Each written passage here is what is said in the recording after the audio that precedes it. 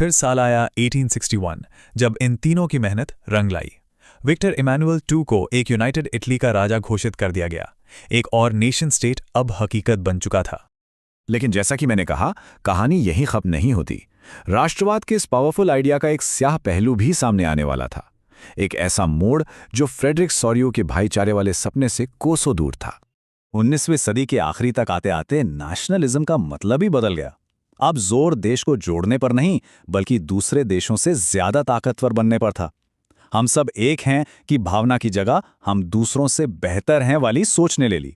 ये एक बहुत ही अग्रेसिव और इनटॉलरेंट नेशनलिज्म था, और अब देश एक दूसरे के खिलाफ होड़ करने लगे थे।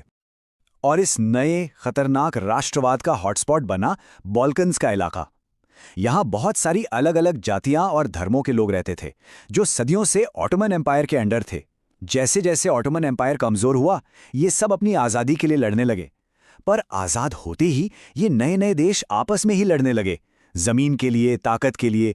और फिर यूरोप की बड़ी पावर्स जैसे रशिया, जर्मनी, ब्रिटेन, वो भी इस खेल में कूद पड़ी। नतीजा, ये पूरा इलाका एक पाउडर केग यानी बारूद का ढेर बन गया।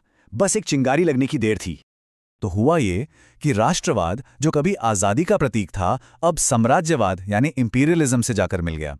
अब नेशनल प्राइड का मतलब सिर्फ अपना देश बनाना नहीं था, बल्कि दूसरे देशों पर कब्जा करना था। जिस देश के पास जितनी ज्यादा कॉलोनीज और जितनी बड़ी सेना होती थी, उसे उतना ही महान समझा जाता। ये मिलिट्री पावर और कॉलोनीज बढ़ाने की एक खतरनाक दौड़ शुरू हो चुकी थी।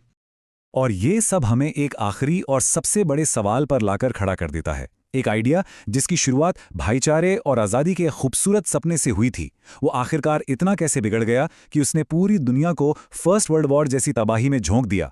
यही नेशनलिज्म की कॉम्प्लेक्स और कॉन्ट्रडिक्टरी कहानी है।